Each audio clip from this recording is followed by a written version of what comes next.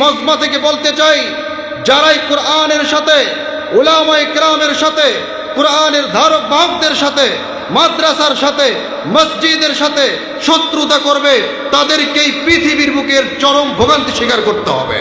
মুসলমান বন্ধুরা রে আমার, যখন ধীরে ধীরে সমস্ত মাটি সরানো হলো, কবর থেকে মিশকে আম্বরের চাইতেও সুগন্ধি বের হওয়া শুরু হয়ে গেল। যখন মাত্র একটা দুইটা করে বাঁশগুলো সরানো হচ্ছে, কবরের ভিতর থেকে জল জল জল জল করে আলো বের হওয়া শুরু হয়ে গেছে। সুবহানাল্লাহ বলবেন না? যখন ধীরে ধীরে সমস্ত দুই একটা বাঁশ যখন সরানো হয়ে গেল, আল্লাহর বান্দা দেখতে পেল যে তার কাগজগুলো এক জায়গায় একটা কিনারায় মধ্যে পড়ে আছে। আল্লাহর বান্দা কবর থেকে কাগজগুলো তুলে ফেললেন। কবর থেকে কাগজগুলো তুলে আল্লাহর বান্দার ওই কবরটাকে, জান্নাতি কবরটাকে আর খোলা রাখলেন না, খুব দ্রুততার সাথে বন্ধ করে দিলেন। আল্লাহর বান্দা বুঝতে পারলো যে নিশ্চয়ই এই বান্দার একটা নেক আমল আছে, যে নেক আমলের কারণে মৃত্যুর পর তার কবরকে আল্লাহ জান্নাত বানিয়ে দিয়েছে। মুসলমান বন্ধুরা রে আমার, হুজুর টাইপের লোক আল্লাহর বান্দা গ্রামের মানুষদেরকে জিজ্ঞাসা করে, ভাই এতক্ষণ পর্যন্ত আপনাদের যেই সহযোগীর প্রতিবেশীর কবরকে আমি দাফন কাফন করলাম, জানাজা সম্পূর্ণ করলাম, তার ফ্যামিলিতে কে কে আছে, সে কি করতো, সব কিছু ডিটেইলস সংগ্রহ করতেছে। এমত অবস্থা এলাকার মানুষরা বলে, হুজুর এই মানুষটা ছিল খুবই একজন গরিব দরিদ্র মানুষ, পৃথিবীতে তার আপন বলতে একটা মাত্র মেয়ে আছে, তাছাড়া আর কেউ আপন নাই। আপনারা কোরআনকে প্রশ্ন করি, আমরা কোরআনকে প্রশ্ন করি, কোরআন আচ্ছা পৃথিবীতে তো অনেক বই আছে, প্রত্যেকটা বইয়ের একটা করে নাম আছে।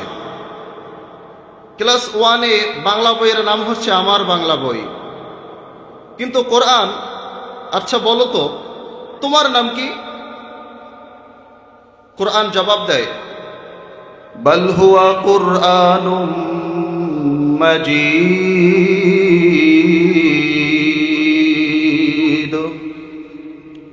কোরআন জবাব দেয়, বাল হুয়া কুরআনুম মাজিদ, আমার নাম হচ্ছে কুরআনুম মাজিদ। কথা বলেন না কেন? আমার নাম হচ্ছে কি? কুরআনুম মাজিদ। সম্মানিত উপস্থিতি, কোরআনকে যদি আবার প্রশ্ন করা হয়, কোরআন বুঝলাম তোমার নাম কুরআনুম মাজিদ, কিন্তু পৃথিবীতে আসার আগে তোমার জায়গা কি ছিল? কুরআনুল কারীম জবাব দেয়, ফি লাওহিম মাহফুজ। যে আমার নাম কোরআন, আমি কুরআনুম মাজিদ, আমাকে প্রশ্ন করেছো যে আমার জায়গা কোথায় ছিল? কোরআন নিজেই আবার প্রশ্নের উত্তর দেয়, ফি লাওহিম মাহফুজ, আমার পৃথিবীতে আসার আগে আমার জায়গা ছিল লাওহে মাহফুজ। আল্লাহু আকবার। মুআজ্জাজ হাজিরিন, কোরআনুল কারীমকে প্রশ্ন করলাম, কোরআন তোমার নাম কি? কোরআন উত্তর দিল, আমার নাম কুরআনুম মাজিদ। আবার কোরআনকে প্রশ্ন করলাম, পৃথিবীতে আসার আগে তোমার জায়গা কি ছিল? কোরআন উত্তর দেয়, ফি লাওহিম মাহফুজ। আবার যদি কোরআনকে আমরা প্রশ্ন করি, কোরআন পৃথিবীতে আসছো তো তোমাকে কে পাঠিয়েছে, তুমি কার কথায় পৃথিবীতে এসেছো? কোরআনুল কারীম জবাব দেয়, তানজিলুম মির রাব্বিল আলামিন। কোরআনুল কারীম জবাব দেয় যে আমাকে আল্লাহ রাব্বুল আলামিনের পক্ষ থেকে অবতীর্ণ করা হয়েছে, আমার নাম আল্লাহ রাব্বুল আলামিন কুরআন রেখেছে, আমার জায়গা আল্লাহ রাব্বুল আলামিন লাওহে মাহফুজে রেখেছিল, আবার ওই আল্লাহই আমাকে পৃথিবীতে পাঠিয়েছে। বলেন সুবহানাল্লাহ। কোরআনকে আবার প্রশ্ন করা হলো, কোরআন পৃথিবীতে এসেছো তুমি তো উপর থেকে ডাইরেক্ট নিচে নামো নাই, তোমাকে কে পৃথিবীতে নিয়ে এসেছে? কোরআনুল কারীম জবাব দেয়, নাযালা বিহির রূহুল আমিন, রূহুল আমিন আমাকে পৃথিবীতে নিয়ে এসেছে। আল্লাহু আকবার। রূহুল আমিন কে চেনেন? রূহুল আমিন এটা হচ্ছে একজন ফেরেশতার নাম, যেই ফেরেশতার মাধ্যমে আল্লাহ রাব্বুল আলামিন এই পৃথিবীর বুকে পয়গম্বরগণের কাছে ওহী নাজিল করতেন। সুবহানাল্লাহ বলবেন না?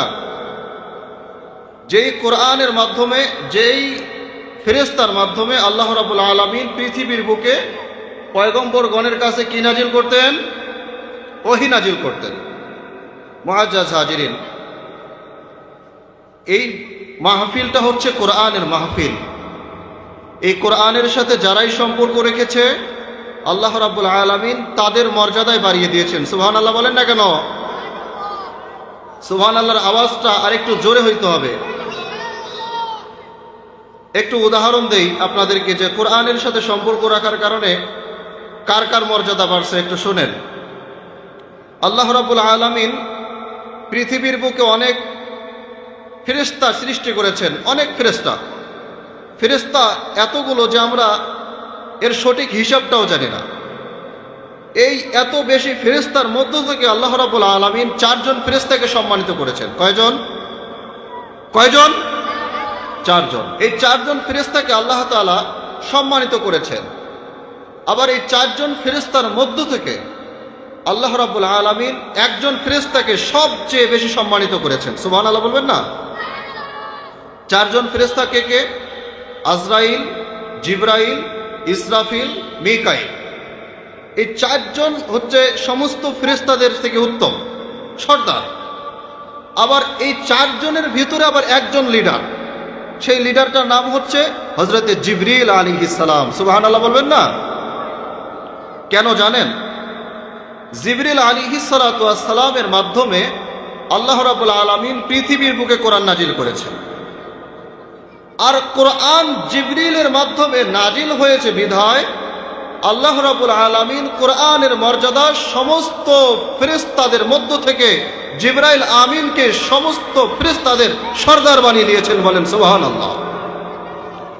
মুআজ্জাজ হাজিরিন, জিবরাইল আলাইহিস সালাতু ওয়াস সালামের সাথে কোরআনের সম্পর্ক থাকার কারণে আল্লাহ রাব্বুল আলামিন হযরত জিবরাইল আলাইহিস সালাতু ওয়াস সালামের মর্যাদা সমস্ত ফেরেশতাদের চাইতে বেশি করে দিয়েছে। ঠিক তেমনি ভাবে এই পৃথিবীর বুকে আল্লাহ রাব্বুল আলামিন অসংখ্য পয়গম্বর পাঠিয়েছেন, অসংখ্য নবী এবং রাসূল পাঠিয়েছেন। এত বেশি নবী এবং রাসূলের মধ্য থেকে আল্লাহ রাব্বুল আলামিন 4 জন নবী ও রাসূলকে সবচেয়ে বেশি সম্মানিত করেছেন। হযরতে মূসা আলাইহিস সালাতু ওয়াস সালাম, হযরতে ঈসা আলাইহিস সালাতু ওয়াস সালাম, হযরতে ইব্রাহিম আলাইহিস সালাতু ওয়াস সালাম, হযরত মুহাম্মদ, সকলে বলেন সাল্লাল্লাহু আলাইহি ওয়াসাল্লাম। এই সমস্ত পয়গম্বরগণের মধ্য থেকে আল্লাহ রাব্বুল আলামিন এই 4 জন পয়গম্বরকে সবচেয়ে বেশি সম্মানিত করেছেন। আবার এই 4 জনের মধ্য থেকে আল্লাহ রাব্বুল আলামিন হযরত মুহাম্মদ সাল্লাল্লাহু আলাইহি ওয়াসাল্লামকে সবচেয়ে বেশি সম্মানিত করেছেন। বলেন সুবহানাল্লাহ। মুআজ্জাজ হাজিরিন, আল্লাহর হাবিব হযরত মুহাম্মদ সাল্লাল্লাহু আলাইহি ওয়াসাল্লামের যে এত মর্যাদা, এত সম্মান, এর একটি মূল কারণ হচ্ছে আল্লাহ রাব্বুল আলামিন পবিত্র মহাগ্রন্থ আল কোরআন হযরত মুহাম্মদ সাল্লাল্লাহু আলাইহি ওয়াসাল্লামের উপর অবতীর্ণ করেছে। আবার দেখেন, এই পৃথিবীর বুকে পয়গম্বর সাল্লাল্লাহু আলাইহি ওয়াসাল্লামের অসংখ্য সাহাবী ছিল। এই সাহাবীগুলোর মধ্য থেকে আবার আল্লাহ তাআলা 4 জন সাহাবীকে বেশি মর্যাদা দিয়েছেন। 4 জন সাহাবীকে বেশি মর্যাদা দিয়েছেন। এই 4 জনের ভিতরে আবার হযরতে সিদ্দিক আকবর, হযরতে আবু বকর সিদ্দিক রাদিয়াল্লাহু তাআলা আনহুকে আল্লাহ তাআলা সবচেয়ে বেশি সম্মানিত করেছেন। সুবহানাল্লাহ বলবেন না? কেন? সিদ্দিক আকবর হযরতে আবু বকর সিদ্দিক রাদিয়াল্লাহু তাআলা আনহুর সম্পর্কটা কোরআনের সাথে একেবারে সুপারগুলোর মতো ছিল। কখনো কোরআন ছাড়া তিনি চলতেন না, থাকতেন না। কোরআনের সাথে জিবরাইলের সম্পর্ক, জিবরাইলকে মর্যাদাবান বানিয়েছেন কে? জোরে বলেন না কে? কোরআনের সাথে পয়গম্বরের সম্পর্ক, পয়গম্বরকে শ্রেষ্ঠ পয়গম্বর বানিয়েছেন কে? কোরআনের সাথে সিদ্দিকে আকবরের সম্পর্ক, সিদ্দিকে আকবরকে সমস্ত সাহাবীদের থেকে সম্মানিত করেছেন কে? সম্মানিত উপস্থিতি, আবার একটু লক্ষ্য করেন, পৃথিবীর বুকে মাসের সংখ্যা হচ্ছে 12টি। কোরআনের ভাষায় ইন্না ইদ্দাতাশ শুহুরি ইনদাল্লাহি 12 শাহরান ফি কিতাবিল্লাহ ইয়াওমা খালাকাস সামাওয়াতি ওয়াল আরদা মিনহা আরবাআতুন হুরুম। আল্লাহ রাব্বুল আলামিন বলেন, নিশ্চয়ই আমার নিকট মাস সমূহের গণনা হচ্ছে 12টি। কয়টি? কয় মাসে এক বছর? জোরে বলো, আরো জোরে। কয় মাসে এক বছর? 12টা মাস। আল্লাহ রাব্বুল আলামিনের কাছে মাসের সংখ্যা হচ্ছে 12টি। এই 12টা মাসের মধ্য থেকে আল্লাহ রাব্বুল আলামিন 4টি মাসকে সম্মানিত করেছেন। বলেন কয়টি? 4টি মাস হচ্ছে সম্মানিত। আবার এই 12টা মাসের মধ্য থেকে সবচাইতে সম্মানিত মাসের নাম কি বলেন? রমাদানুল মুবারক মাস। কি মাস? কি ভুলে গেছেন নাকি আপনারা? 12 মাসের মধ্যে সবচেয়ে শ্রেষ্ঠ মাস, সবচেয়ে উত্তম মাস, সবচেয়ে ফজিলতপূর্ণ মাসের নাম কি? রমাদানুল মুবারক মাস। কেন এই মাসের এত ফজিলত আপনারা জানেন? মুআজ্জাজ হাজিরিন, আল্লাহ রাব্বুল আলামিন বলেন, শাহরু রমাদানাল্লাযী উনজিলা ফীহিল কুরআন। আল্লাহু আকবার। 12 মাসের মধ্য থেকে রমাদানুল মুবারক মাসের সম্মান এত বেশি, এর একটা কারণ হচ্ছে এই মাসে আল্লাহ রাব্বুল আলামিন কোরআন নামক মহাগ্রন্থ নাজিল করেছেন। বলেন সুবহানাল্লাহ। মুআজ্জাজ হাজিরিন, জিবরাইলের সাথে কোরআনের সম্পর্ক সমস্ত ফেরেশতাদের থেকে ফজিলতপূর্ণ বানাইলেন কে? পয়গম্বরের সাথে কোরআনের সম্পর্ক সমস্ত পয়গম্বরের সর্দার বানাইছেন কে? কোরআনের সাথে আবু বকরের সম্পর্ক, কোরআন আবু বকরকে সমস্ত সাহাবীদের থেকে উত্তম বানাইছেন। মাস কুরআনুল কারীম রমাদানুল মুবারক মাসে অবতীর্ণ হয়েছে। এই জন্য 12 মাসের থেকে সর্বোত্তম মাস বানাই দিয়েছেন কে? আল্লাহ রাব্বুল আলামিন। ঠিক তেমনি ভাবে মানুষদের মধ্য থেকে যারাই কোরআনের সাথে সম্পর্ক রেখেছে তাদের মর্যাদা বাড়াইয়া দিয়েছেন কে? যাদের সম্পর্ক কোরআনের সাথে হয়েছে, যাদের সম্পর্ক কোরআনের সাথে হয়েছে, যারা কোরআনের সাথে সম্পর্ক রেখেছে, কোরআন তাদের মর্যাদা বাড়াইয়া দিয়েছেন। বলেন সুবহানাল্লাহ। মুআজ্জাজ হাজিরিন, এই মাহফিলটা হচ্ছে কোরআনের মাহফিল। এই মাহফিলে যেই কয়েকজন মানুষ আপনারা বসে আছেন, এই কোরআনের সাথে আপনাদের সম্পর্ক, আল্লাহ তাআলা একটা সম্পর্ক তৈরি করে দিয়েছে। এই জন্য আপনাদেরও মর্যাদা বাড়াই দিয়েছেন কে? এই মাহফিলের চতুর সাইটে আল্লাহ তাআলার রহমতের ফেরেশতারা মাহফিলটাকে ঘিরে ধরে আছে। সুবহানাল্লাহ বলবেন না? আপনি এখানে যতক্ষণ পর্যন্ত বসে থাকবেন, রহমতের ফেরেশতারা আপনার জন্য আল্লাহ তাআলার কাছে মাগফিরাতের দোয়া করতেই থাকবে। বলেন সুবহানাল্লাহ। পাশেই মুসিরহাট বাজার বা আমাদের এদিক সেদিক যে সমস্ত মানুষরা ঘরে বসে আছে, যে সমস্ত মা বোনেরা বাড়িতে আছে, যে সমস্ত মানুষরা বাজারে আড্ডায় মেতে উঠেছে, এদের সম্পর্ক কোরআনের সাথে আছে, এই মাহফিলের সাথে আছে। আমরা যেই উপকারে উপকৃত হব, ওই মানুষরাও কি একই ফল পাবে? ফেরেশতারা কি তাদের জন্য দোয়া করবে? এই জন্য উচিত এখানে এসে বসা। ঠিক কিনা বলেন? মুআজ্জাজ হাজিরিন, কোরআনের সাথে এমনভাবে আমাদেরকে সম্পর্ক করতে হবে যেন কোরআন ছাড়া আমাদের একটা মুহূর্ত অতিবাহিত না হয়। কোরআন আমাদেরকে যেইভাবে দিক নির্দেশনা দিবে সেইভাবেই চলতে হবে। কোরআন আমাদেরকে যেই হুকুম করবে সেই হুকুম অনুযায়ী চলতে হবে। কোরআন আমাদেরকে যা থেকে বিরত থাকার কথা বলবে তা থেকে বিরত থাকতে হবে। কোরআনের পরিচয়ের কথা বলতেছিলাম। কোরআন নিজেই নিজের পরিচয় বহন করে। কোরআনকে জিজ্ঞাসা করেছিলাম, কোরআন তোমার নাম কি? কোরআন উত্তর দিয়েছে। কোরআনকে জিজ্ঞাসা করেছিলাম, কোরআন পৃথিবীতে তুমি আগে ছিল না, তোমার পৃথিবীতে আসার আগে তোমার জায়গা কি ছিল, তোমার বাড়ি কি ছিল? কোরআন উত্তর দিয়েছে। কোরআনকে জিজ্ঞাসা করলাম, কোরআন পৃথিবীতে এসছো তো কার পক্ষ থেকে এসেছো? কোরআন উত্তর দিয়েছে। কোরআনকে আবার জিজ্ঞাসা করেছি, কোরআন পৃথিবীতে এসেছো আল্লাহ তাআলার পক্ষ থেকে তোমাকে নিয়ে এসেছে কে? কোরআন উত্তর দিয়েছে। আবার যদি আপনারা কোরআনকে জিজ্ঞাসা করেন, কোরআন তুমি পৃথিবীতে এসেছো তো ঠিক আছে, কার উপর এসেছো? কোরআন উত্তর দিবে কি দিবে না? মুআজ্জাজ হাজিরিন, কোরআনুল কারীমকে জিজ্ঞাসা করেন, কোরআন বুঝলাম, এতক্ষণ পর্যন্ত যাহা কিছু বর্ণনা করেছো সব কিছু সম্পর্কে আমি জেনেছি, বুঝেছি। আচ্ছা বলো তো, পৃথিবীতে তো অসংখ্য মানুষ আছে, তুমি কোন মানুষের উপরে অবতীর্ণ হয়েছ? কোরআনুল কারীম নির্দ্বিধায় এক কথায় উত্তর দেয়, নুজিলা আলা মুহাম্মাদ, মুহাম্মদ সাল্লাল্লাহু আলাইহি ওয়াসাল্লামের উপর আমাদেরকে অবতীর্ণ করা হয়েছে। সুবহানাল্লাহ বলবেন না? মুআজ্জাজ হাজিরিন, কোরআনুল কারীমকে আল্লাহ রাব্বুল আলামিন হযরত মুহাম্মদ সাল্লাল্লাহু আলাইহি ওয়াসাল্লামের উপর নাজিল করেছেন। কোরআনকে আবার প্রশ্ন করি, কোরআন তুমি তো মুহাম্মদ সাল্লাল্লাহু আলাইহি ওয়াসাল্লামের উপর এসেছো, আচ্ছা তুমি কখন এসেছো বলো তো? কোরআন বলে, আচ্ছা দিন বলবো না রাত বলবো? কোরআনুল কারীম উত্তর, আমরা বলি যে আগে মাসের কথা বলো, তারপর না হয় রাত শুনবো।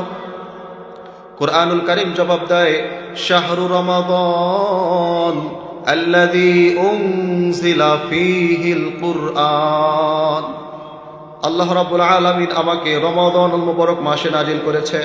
কোরআনকে আবার জিজ্ঞাসা করে, আচ্ছা কোরআন বলো তো, রমাদানুল মুবারক মাসে তো 30টা রাত হয়, কখনো কখনো 29টা হয়, তো তুমি কোন মাসে কোন রাত্রিতে এসেছো? কোরআনুল কারীম একটা, আল্লাহ রাব্বুল আলামিন কোরআনুল কারীমের এই জবাবটা একটা সূরার মধ্যে তুলে ধরেছেন, সূরাতুল কদর। সূরাটার নাম কি? জোরে বলেন না, সূরাতুল। এই নামে কোনো সূরা আছে কোরআনে? নাই। কোরআনুল কারীমের মধ্যে একটা সূরা আছে, সূরাতুল কদর। এই কদর একটা রাত্রের নাম, যেই রাত্রিতে আল্লাহ তাআলা কোরআনুল কারীমকে নাজিল করেছেন। বলেন সুবহানাল্লাহ। কোরআনুল কারীম জবাব দেয়, ইন্না আনজালনাহু ফি লাইলাতিল কদর, নিশ্চয়ই আমি কোরআনুল কারীমকে অবতীর্ণ করেছি কোন রাত্রিতে? কদরের রাত্রিতে। কোরআনুল কারীমকে আবার প্রশ্ন করো, কোরআন বুঝলাম তুমি কদরের রাত্রিতে পৃথিবীতে আসছো, আচ্ছা পৃথিবীর বুকে সামান্য ইঞ্জিনিয়াররা একটা মোবাইল তৈরি করলে কি উদ্দেশ্যে তৈরি করে সেই উদ্দেশ্যটা বর্ণনা করে। পৃথিবীর বুকে এই মাইকটা ইঞ্জিনিয়াররা তৈরি করছে, কোন উদ্দেশ্যে তৈরি করছে তার একটা উদ্দেশ্য আছে। আল্লাহ রাব্বুল আলামিন আমাদেরকে পৃথিবীর বুকে পাঠিয়েছে, তারও একটা উদ্দেশ্য আছে। আচ্ছা কোরআন, তুমি যে পৃথিবীতে আসলে তোমার উদ্দেশ্য কি? কোরআনুল কারীম উত্তর দেয়, হুদাল্লিল মুত্তাকিন, পৃথিবীর বুকে মুত্তাকি যারা আছে তাদেরকে পথ প্রদর্শন করার জন্য আমি পৃথিবীর বুকে এসেছি। সুবহানাল্লাহ বলবেন না? কোরআনুল কারীম আবার জবাব দেয়, হুদাল্লিল আলামিন। আল্লাহু আকবার। কোরআনুল কারীম বলে, সারা পৃথিবীর মানুষদের হেদায়েতের জন্য আমাকে নাজিল করা হয়েছে। কোরআনুল কারীম শুধু মুসলমানদেরকে পথ দেখাবে তাই নয়, কোরআনুল কারীম হিন্দুদের জন্য এসেছে, কোরআনুল কারীম খ্রিস্টানদের জন্য এসেছে, কোরআনুল কারীম ইহুদিদের জন্য এসেছে। অর্থাৎ কোরআনুল কারীম অনুযায়ী যেই চলবে তার মর্যাদা বাড়াই দিবেন কে? জোরে বলেন, আরো জোরে। কোরআন অনুযায়ী চলবে যারাই মর্যাদা বাড়াবেন কে? একটা হিন্দুও যদি কোরআন অনুযায়ী চলে তাহলে হিন্দুটাও মুসলমান হয়ে যাবে, আর মুসলমান হলে তার মর্যাদা বাড়াই দিবেন কে? কোরআনকে জিজ্ঞাসা করব, কোরআন পৃথিবীর বুকে তো অনেক ধর্ম আছে, হিন্দু ধর্ম আছে, বৌদ্ধ ধর্ম আছে, খ্রিস্টান ধর্ম আছে, ইসলাম ধর্ম আছে, আচ্ছা বলো তো এই সমস্ত ধর্মের মধ্যে আল্লাহ রাব্বুল আলামিনের কাছে সবচেয়ে পছন্দনীয় ধর্ম কোনটি?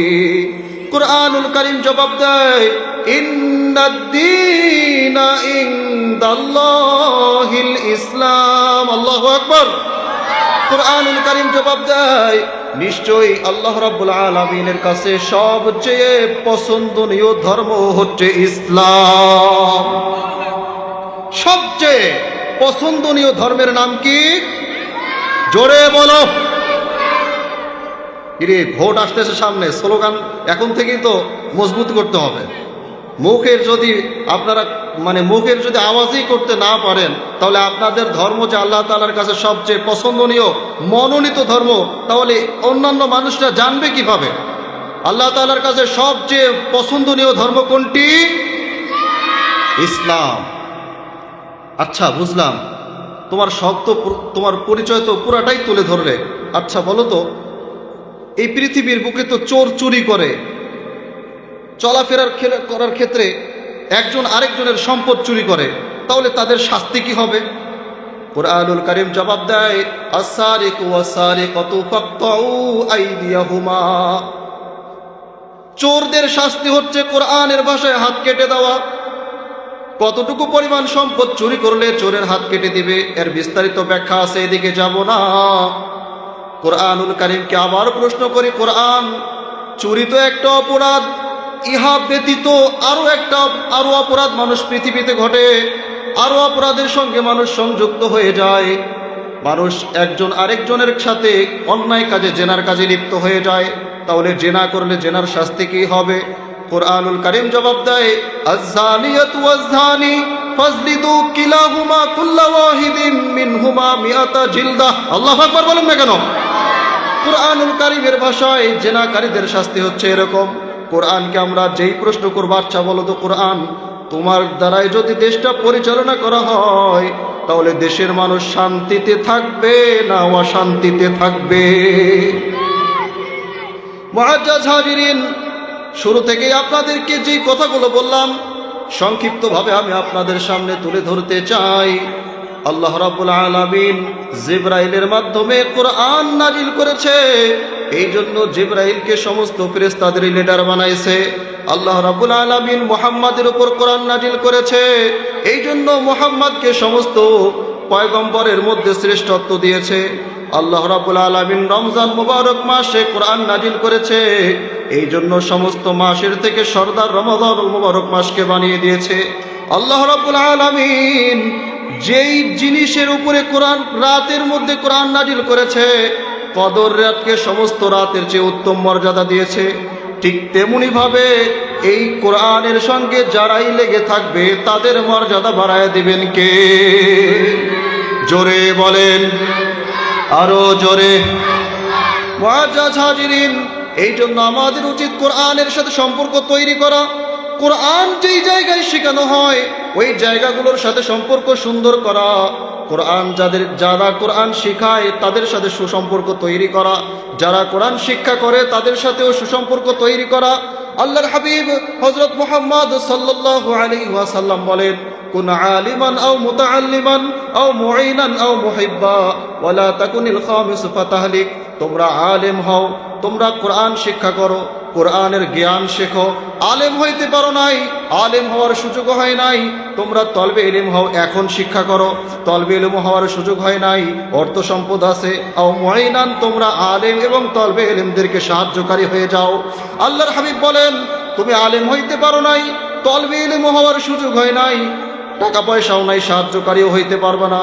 আও মুহিব্বান, তলবে ইলম এবং আলেমদের সাথে সুসম্পর্ক বজায় রেখে চলো। পয়গম্বর বলেন, তুমি আলেম হও, আলেম হইতে পারো নাই, তলবে ইলম হও, তলবে ইলমও হইতে পারো নাই, টাকা পয়সা আছে, যেই জায়গায় কোরআন শেখানো হয়, যেই জায়গায় কোরআন শিক্ষা দেওয়া হয়, যারা শিখায় এবং যারা শেখে তাদেরকে সহযোগিতা করো। সহযোগিতারও ক্ষমতা নাই, টাকা পয়সাও নাই, যারা শেখে, যারা শিখায়, যেই জায়গায় শেখানো হয় ওই জায়গাগুলোকে ভালোবাসো, ওই জায়গাগুলিকে ভালোবাসো। আল্লাহর হাবিব বলেন, ওয়ালা তাকুনিল খামিসু ফাতাহলিক। এই চারটি তুমি করতে পারবা না, পঞ্চম নম্বরে যাইও না, ফাতাহলিক, ধ্বংস হয়ে যাবা, ধ্বংস হয়ে যাবা। তুমি আলেম হইতে পারো নাই, আলেমের বিরোধিতা করিও না। তুমি তলবে ইলম হইতে পারো নাই, তলবে ইলমের বিরোধিতা করিও না। মাদ্রাসায় টাকা পয়সা দেওয়ার তোমার ক্ষমতা নাই, মাদ্রাসার বিরোধিতা করিও না। ভালোবাসতে পারো না, তাদের সাথে সুসম্পর্ক রাখতে পারো না, খবরদার খবরদার তাদের শত্রুতা কইরো না, তাহলে তুমি ধ্বংস হয়ে যাবে। মুআজ্জাজ হাজিরিন, একটু ইতিহাস লক্ষ্য করে দেখেন, যারাই আজকে ওলামায়ে কিরামদের সাথে দুশমনি করেছে, যারাই আজকে মাদ্রাসার তলবে ইলমদের সাথে দুশমনি করেছে, এই পৃথিবীর বুকে আল্লাহ তাআলা তাদেরকেই লাঞ্ছিত করেছেন, বলেন ঠিক কি না? মুআজ্জাজ হাজিরিন, বিশেষ করে আল্লাহ রাব্বুল আলামিনের কিতাব কুরআনুল কারীমের সাথে যারা বেয়াদবি করেছে তাদেরকেই পৃথিবীতে লাঞ্ছিত করেছেন কে? বিপ্লব চন্দ্র শুভ একটা ছেলের নাম। এই ছেলেটা কুরআনুল কারীম নিয়ে অবমাননা করেছে। নর্থ সাউথ ইউনিভার্সিটি কিছুদিন আগেই 5ই আগস্টের পরের ঘটনা, সেখানে একটা ছেলে কোরআনকে নিজের পায়ের তলায় রেখেছে, নাউজুবিল্লাহ। তাহলে আল্লাহ তাআলা বিপ্লব চন্দ্র শুভর অবস্থা পৃথিবীতে কি করেছে পুরা বিশ্ববাসী দেখেছে। ইউনিভার্সিটির ছাত্রটা কোরআনকে নিজের পায়ের তলায় রেখেছে, রাখার কারণে পুরা বিশ্ববাসীর ঈমানের জজবাটা পুরা বিশ্ববাসী দেখেছে। এই মজমা থেকে বলতে চাই, যারাই কোরআনের সাথে, উলামায়ে কেরামের সাথে, কোরআনের ধারক বাহকদের সাথে, মাদ্রাসার সাথে, মসজিদের সাথে শত্রুতা করবে, তাদেরকেই পৃথিবীর বুকের চরম ভোগান্তি স্বীকার করতে হবে। ঠিক কিনা বলেন? মুআজ্জাজ হাজিরিন, কোরআনকে ভালোবাসতে হবে। আগে কোরআন পড়তে না পারলে কোরআন শিখতে হবে, শেখার চেষ্টা করতে হবে। মনে করতেছেন যে বয়স তো শেষ, বয়স তো শেষ, দাড়ি পেকে গেছে, চুল পেকে গেছে, এখন শেখার সময় নাই। ভাই, শিখার কখনো শিখার বয়স হয় না। বৃদ্ধ বয়সেও কোরআনের হাফেজ হওয়া যায়, আলেম হওয়ার পরেও কোরআনের হাফেজ হওয়া যায়, অসুস্থ অবস্থায়ও কোরআন শেখা যায়। কিন্তু চেষ্টা থাকা উচিত, চেষ্টা থাকা জরুরি। মনে করতেছেন সংসারের কাজে ব্যস্ত, শিখতে পারেন নাই, তাহলে যারা শেখে তাদেরকে একটু সহযোগিতা করেন। আপনার সন্তানটাকে কোরআন শেখার জন্য মাদ্রাসায় দেন, আপনার সন্তানটা শিখুক। সন্তান নাই, মাদ্রাসায় দেওয়ার মতো আপনার সন্তান নাই, তাহলে যারা মাদ্রাসায় পড়ে এবং পড়ায় তাদেরকে ভালোবাসেন, সহযোগিতা করেন। এরকমটাও যদি না পারেন, খবরদার এদের বিরোধিতা করবেন না। মুআজ্জাজ হাজিরিন, কোরআনের সাথে সুসম্পর্ক তৈরি করতে হবে, কোরআন অনুযায়ী নিজের জীবনটাকে গড়তে হবে, কোরআন অনুযায়ী নিজেই চলতে হবে, সমাজকে পরিচালনা করতে হবে। কোরআন অনুযায়ী নিজেই চলতে হবে, সমাজকে পরিচালনা করতে হবে। কোরআন অনুযায়ী পরিবারকে পরিচালনা করতে হবে। কোরআন অনুযায়ী নিজের ছেলে মেয়েদেরকে তাহজিব তামাদ্দুনের শিক্ষা দিতে হবে। কোরআনের হালাল, কোরআনে যেটা হালাল আছে হালাল হিসেবে জানতে হবে। কোরআনে যা থেকে বান্দাদেরকে নিষেধ করা হয়েছে তা থেকে বান্দাদেরকে নিষেধ থাকতে হবে। কোরআনের সাথে সুসম্পর্ক তৈরি করতে হবে। হিন্দুস্তানের একটা ঘটনা আপনাদেরকে শোনাই। আচ্ছা, আপনারা বলেন তো, এত বর্তমান সময়ে যত মাদ্রাসা আর যত হুজুর আছে, আগে কি এরকমটা ছিল? আগে ছিল এরকম? কয়েকটা গ্রাম মিলে একটা হুজুর, একটা মসজিদ। এখনো তো আমাদের পার্শ্ববর্তী দেশ ইন্ডিয়ার মধ্যে এখনো এমন এলাকা আছে যে এমনও গ্রাম আছে যে পুরা গ্রামে একজন কোরআন শিক্ষিত মানুষ নাই, এখনো আছে। বাংলাদেশে তো অভাব নাই, পার্শ্ববর্তী দেশের কথা বলতেছি, সেখানে কোরআন শিখার মতো একজন কোরআন শিখছে এরকম একজন মানুষ নাই। মুসলমান আছে কিন্তু কোরআন জানে এরকম একটা মানুষ পাওয়া যায় না পার্শ্ববর্তী দেশ ইন্ডিয়ার মধ্যে। এমন একটা জায়গার ঘটনা আপনাদেরকে শোনাই। হিন্দুস্তানের একদম ঘন এলাকার ঘটনা। কৃষক দিনমজুর সারাদিন জমিনে কাজ করে, বিকালবেলায় যখন বাড়িতে যায়, বাড়িতে গিয়া কি এমন একটা কাজ করছে, কি এমন আমল করে, হঠাৎ আল্লাহর বান্দা মৃত্যুবরণ করেছে। আল্লাহর বান্দার দাফন কাফন করার মতো কোনো লোক পাওয়া যায় না। কোরআন শেখার মতো জানাজা যে করবে এরকম মানুষ নাই। হুজুরদের জন্য অপেক্ষা করে, কোরআনের জ্ঞান যার ভিতরে আছে এরকম একটা মানুষের জন্য অপেক্ষা করে যে এরকম একটা মানুষকে যদি পাই তাহলে তার দ্বারাই বান্দার দাফন কাফন করে নিব। মুসলমান বন্ধুরা রে আমার, পুরা এলাকার মানুষ মিলে যখন কাফনের কাজটা সম্পন্ন করে ফেলল, এখন জানাজা নামাজ পড়ানোর জন্য একজন মানুষ লাগবে। চতুর্দিকে মানুষ খোঁজার জন্য সবাই ছুটাছুটি করে, কোথাও কোনো হুজুরকে পাওয়া যায় না। জানাজা দেওয়ার মতো একজন মানুষকেও খুঁজে পাওয়া যায় না। হঠাৎ করে তাদের একজনের মাথায় বুদ্ধি আসলো যে আমাদের কবরস্থান যেহেতু রাস্তার পাশে, আমাদের এই লাশটাকে যদি আমরা রাস্তার পাশে নিয়ে যাই, তাহলে রাস্তায় দাঁড়িয়ে থাকব, হয়তো কোনো আল্লাহর বান্দা, কোরআনের জ্ঞানওয়ালা বান্দা এই রাস্তা দিয়ে যাবে, আমরা তার দ্বারা আমাদের এই ভাইয়ের জানাজাটা সম্পন্ন করে ফেলব। মুসলমান বন্ধুরা রে আমার, আল্লাহর বান্দার লাশটাকে রাস্তার কিনারায় নিয়ে যাওয়া হলো। রাস্তার কিনারায় নিয়ে গিয়ে সবাই রাস্তায় রাস্তার কিনারায় দাঁড়িয়ে অপেক্ষা করতেছে একজন ব্যক্তি আসবে। একজন আল্লাহর বান্দার, কোরআনের জ্ঞানওয়ালা একজন আল্লাহর বান্দার সন্ধানে সবাই দাঁড়িয়ে আছে। একজন দুইজন করে রাস্তা দিয়ে মানুষ হাঁটে, হাঁটতে হাঁটতে কেউ পারছে না, 1 ঘন্টা 2 ঘন্টা পার হয়ে যায়, সারাদিন অতিবাহিত হয়ে যাচ্ছে। দিনের শেষ সময় আল্লাহর একজন বান্দা সাইকেলে করে, সাইকেল চালিয়ে, মাথায় টুপি চেহারার মধ্যে দাঁড়ি, মনে হচ্ছে হুজুর টাইপের একজন আল্লাহর বান্দা সাইকেল চালিয়ে আসতেছে। মুসলমান বন্ধুরা রে আমার, এলাকার মানুষরা লাশটাকে নিয়ে কিনারায় দাঁড়িয়ে আছে, মনে করতেছে যে ওই যে একজন হুজুর আসতেছে, ওই হুজুরের দ্বারাই এই মানুষটার জানাজাটা সম্পন্ন করে ফেলবো। সবাই খুশিতে আত্মহারা। আল্লাহর বান্দা দূর থেকে দেখতেছে কেউ, কতগুলো মানুষ যেন একটা লাশ নিয়ে দাঁড়িয়ে আছে। আল্লাহর বান্দা সাইকেল থেকে নেমে গেছে। আল্লাহর বান্দা সাইকেল থেকে নামায়া ওই লাশের এলাকার মানুষদের সমস্ত কথাগুলো শুনলো। আল্লাহর বান্দা বললেন, ঠিক আছে, আমি জানাজা সম্পন্ন করব। জানাজা করানো হলো। এমন অবস্থায় আল্লাহর বান্দারা, গ্রামের মানুষরা সবাই ওই হুজুর টাইপের লোকটাকে ধরলেন যে, ভাই আমরা তো কাফনটা সম্পন্ন করেছি, জানাজা করাইলেন, আপনাকে খুবই অনুরোধ করতেছি আপনি এই লোকটার দাফন কাজটাও সম্পন্ন করে ফেলেন। মুআজ্জাজ হাজিরিন, মৃত ব্যক্তির দাফন কাজটাও আল্লাহর বান্দা সম্পূর্ণ করে ফেলল। দাফন কাফনের কাজ সম্পূর্ণ করে আল্লাহর বান্দার গন্তব্য কর্মস্থলে আল্লাহর বান্দা চলে গেল, সাইকেল চালায়া চলে গেল। আল্লাহর বান্দা গন্তব্যে পৌঁছানোর পর দেখে যে তার এমার্জেন্সি জরুরি কিছু কাগজপত্র তার পকেটের মধ্যে নাই। মুসলমান বন্ধুরা রে আমার, আল্লাহর বান্দা অস্থির হয়ে গেল। এমনি অফিসে আসছি দেরিতে, তার উপর আবার আমার খুবই জরুরি, খুবই প্রয়োজনীয় কাগজগুলো আমার পকেটের মধ্যে নাই, কোথায় হারাইছে খোঁজার জন্য ছটপট করতেছে। চতুর্দিকে দৌড়াদৌড়ি করে দেখে যে জায়গায় গিয়েছে সমস্ত জায়গায় খুঁজলো, কোথাও পাইল না। এমতো অবস্থায় যেই জায়গায় ওই জৈনিক ব্যক্তির দাফন কাফন করেছে, জানাজা সম্পন্ন করেছে, কবর যেই জায়গায় দেওয়া হয়েছে ওই এলাকায় চলে আসলো। কবরের আশপাশ চতুর সাইডে খুঁজলো, কোথাও কোনো পাইল না। এলাকার ভিতরে গেল, এলাকার মানুষরা দেখেই চিনল যে এই ভাই তো কিছুক্ষণ আগে আমাদের একজন ভাইয়ের কাফন দাফন সম্পূর্ণ করে চলে গেল। সবাই আবার তার কাছে এগিয়ে আসলো, বলে যে ভাই আমি আপনাদের কথা রেখেছি, আপনাদের ওই ব্যক্তিটার মৃত বান্দার কাফন সম্পন্ন করে আমি এখান থেকে রওনা হয়েছি, আমার কিছু কাগজপত্র কবরের মধ্যে পড়ে গেছে।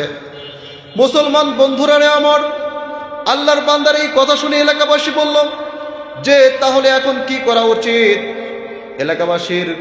এলাকাবাসীকে আল্লাহর বান্দা বলল যে তোমরা যদি আমার ওই কবরের মাটিগুলো একটু সরাই দাও, তাহলে আমি আমার প্রয়োজনীয় কাগজগুলো কবর থেকে তুলতে পারবো। মুসলমান বন্ধুরা রে আমার, এলাকার মানুষরা তার কথার উপরে দ্বিমত না করে সবাই কবরের উপর থেকে মাত্র মাটি সরানো শুরু করে দিয়েছে। মাটি একটু সরানোর সাথে সাথে ওই আল্লাহর বান্দার কবর থেকে মিশকে আম্বরের মতো সুগন্ধি বের হওয়া শুরু হয়ে গেছে।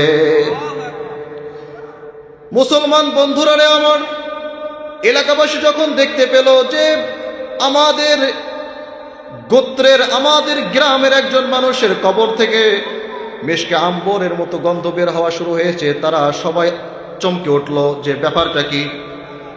তারপরে যখন ধীরে ধীরে সমস্ত মাটি সরানো হলো, মুসলমান বন্ধুরা একটু লক্ষ্য করে দেখেন আল্লাহর বান্দা তার প্রিয় বান্দাদের জন্য কবরটাকে কত সুন্দর করে রাখতে পারে। আল্লাহ রব্বুল আলামিনের যারা প্রিয় বান্দা হবে, আল্লাহর হুকুম অনুযায়ী যারা পৃথিবীর বুকে চলবে, আল্লাহ রব্বুল আলামিন মৃত্যুর পর ওই বান্দাদের প্রথম ঘাঁটি কবরকে জান্নাতের বাগান বানায়া দিবে।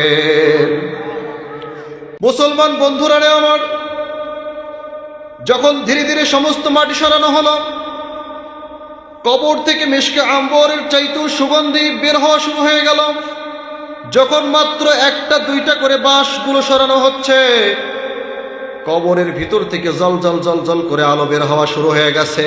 সুবহানাল্লাহ বলবেন না? যখন ধীরে ধীরে সমস্ত দুই একটা বাঁশ যখন সরানো হয়ে গেল, আল্লাহর বান্দা দেখতে পেল যে তার কাগজগুলো এক জায়গায় একটা কিনারায় মধ্যে পড়ে আছে। আল্লাহর বান্দা কবর থেকে কাগজগুলো তুলে ফেললেন। কবর থেকে কাগজগুলো তুলে আল্লাহর বান্দার ওই কবরটাকে, জান্নাতি কবরটাকে আর খোলা রাখলেন না, খুব দ্রুততার সাথে বন্ধ করে দিলেন। আল্লাহর বান্দা বুঝতে পারলো যে নিশ্চয়ই এই বান্দার একটা নেক আমল আছে, যেই নেক আমলের কারণে মৃত্যুর পর তার কবরকে আল্লাহ জান্নাত বানিয়ে দিয়েছে। মুসলমান বন্ধুরা রে আমার,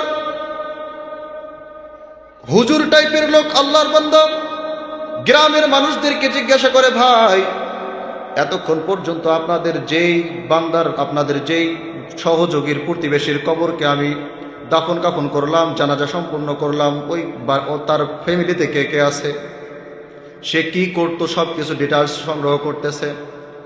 এমন তো অবস্থা এলাকার মানুষরা বলে, হুজুর এই মানুষটা ছিল খুবই একজন গরিব দরিদ্র মানুষ, পৃথিবীতে তার আপন বলতে একটা মাত্র মেয়ে আছে, তাছাড়া আর কেউ আপন নাই। আল্লাহর বান্দা বললেন, আমাকে তাড়াতাড়ি তার মেয়ের কাছে নিয়ে যাও। মুসলমান বন্ধুরা, আমার এলাকার মানুষ আল্লাহর বান্দাকে তার মেয়ের কাছে নিয়ে গেল। মেয়ের কাছে গিয়ে আল্লাহর বান্দা তার মেয়েকে জিজ্ঞাসা করে, মা তোমার বাবা পৃথিবীতে থাকা অবস্থায় কি কি কাজ করতো তোমার থেকে ভালো আর কেউ জানে না।